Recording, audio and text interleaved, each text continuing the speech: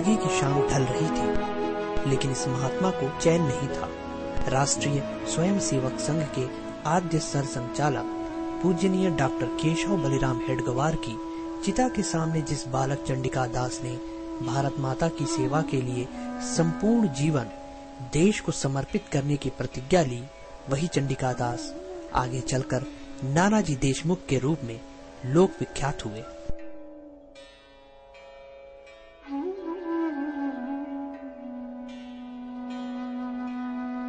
उम्र जब 60 के पार होने लगी, देश की राजनीति को जब उन्होंने गहराई से देख लिया, समझ लिया, तो उनका मनीषी मन उचाट होने लगा।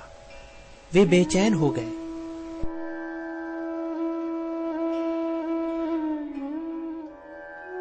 जीवन की सांझ ढलने से पहले देश के ग्राम जीवन को दिशा देनी है, लोक जीवन को उसके भविष्य का रास्ता दिखाना है। फिर क्या था, उनके पग राजपथ से लोकपथ की तरफ बढ़े तो फिर उन्होंने रुकने का नाम ही नहीं लिया।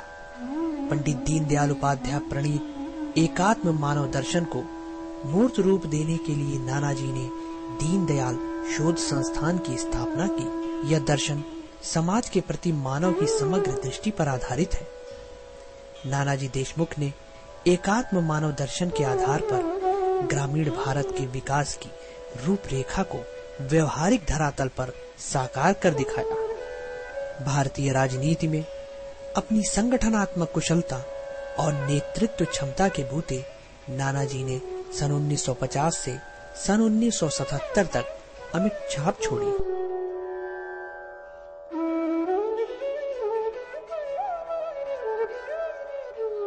आपातकाल के समय नानाजी ने समग्र क्रांति के मुख्य शिल्पी की भूमिका निभाई। उनके संगठन कौशल का परिणाम भी निकला।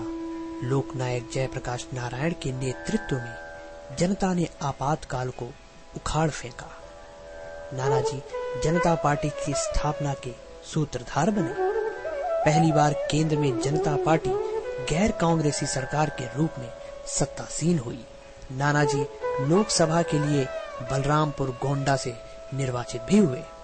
प्रधानमंत्री मोरारजी देसाई ने उन्हें कैबिनेट मंत्री पद देने की घोषणा की, लेकिन सेवा को सर्वोपरि मानने वाले नानाजी ने इस आमंत्रण को विनम्रता पूर्वक नकार दिया। राजनीति के प्रति अनुभवों के आधार पर उनकी धारणा बदलने लगी। लोक कल्याण के लिए राजनीति छोड़ सेवा पथ को उन्होंने विकल्प के रूप में देखा।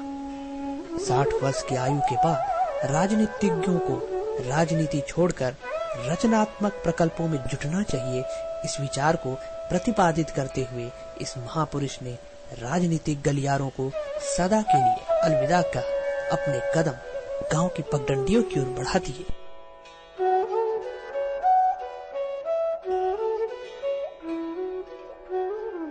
सेवा और सभी में एक परमात्मा के दर्शन की दृष्टि को नानाजी ने पंडित दीनदयाल उपाध्याय के जीवन से ग्रहण किया और आने वाली पीढ़ियों के लिए महान विरासत को जीवन से स्थापित करने में जुट गए। महाराष्ट्र का अति निर्धन जिला बीड़ हो या फिर उत्तर प्रदेश का गोंडा, उन्होंने ग्राम जीवन और सामाजिक जीवन के सभी पहलुओं पर जनता की पहल एवं पुरुषार्थ के आधार पर सामाजिक पुनर्रचना का अनुकरणीय नमूना तैयार किया। नानाजी ने गांवों में सेवा प्रकल्पों के माध्यम से स्वास्थ्य, सुरक्षा, शिक्षा, कृषि, आय अर्जन, संसाधनों के संरक्षण और सामाजिक विवेक के विकास के लिए एकात्म कार्यक्रम की शुरुआत की। छोटे छोटे प्रयासों से शुभ संस्कारों के बीज कैसे बोए जा सकते हैं और सामाजिक सहभागिता का आंदोलन सहजता से किस प्रकार खड़ा किया जा सकता है, इसका अनुपम उदाहरण है नानाजी के प्रयासों से शुरू किए गए प्रकल्प। सन 1999 में नानाजी देशमुख को पद्म विभूषण से सम्मानित किया गया। तत्कालीन राष्ट्रपति डॉक्टर एपीजे अब्दुल कलाम ने उनके संगठन कार्य की प्रशंसा करते हुए कहा कि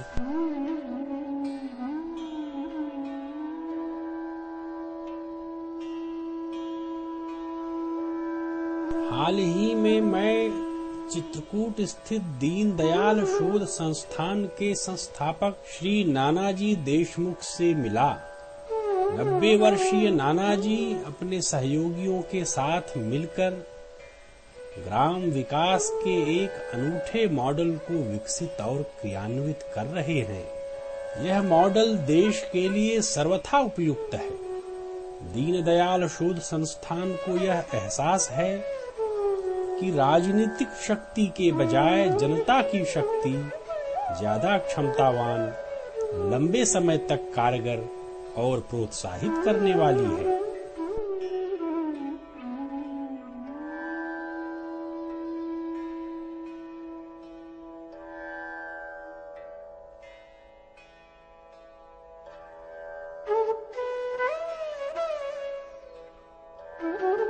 अपने जीवन के आखिरी दिनों में नानाजी चित्रकूट के बाहर नहीं जाना चाहते थे।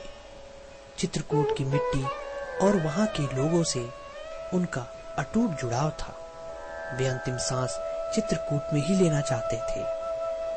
94 वर्ष की आयु में नानाजी ने अपनी अंतिम सांस अपनी कर्मभूमि चित्रकूट में ही ली। जैसे ही लोगों को नानाजी के न होने की सूचना मिली, चित्रकूट के हजारों साधु महात्मा, महिला, पुरुष और बच्चे बेतहाशा सियाराम कुटीर की ओर दौड़ पड़े।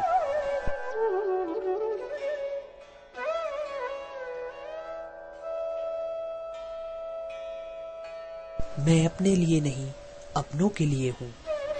अपने वो हैं जो पीड़ित और उपेक्षित हैं।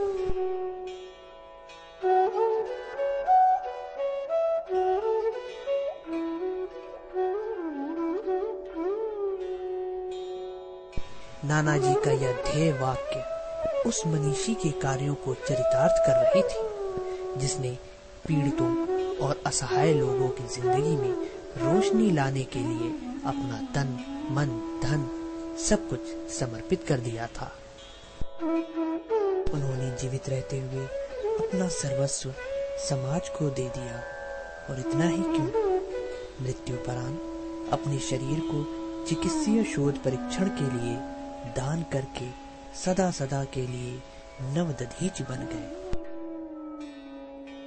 समाज सेवा और राजनीति के क्षेत्र में उल्लेखनीय कार्य कर देश के समक्ष एक आदर्श प्रस्तुत करने वाले प्रसिद्ध समाज सेवी और ग्राम विकास के शिल्पी नानाजी देशमुख के निधन का समाचार जैसे ही देश के अन्य हिस्सों में पहुंचा, हर कोई शोक संताप में डूब गया।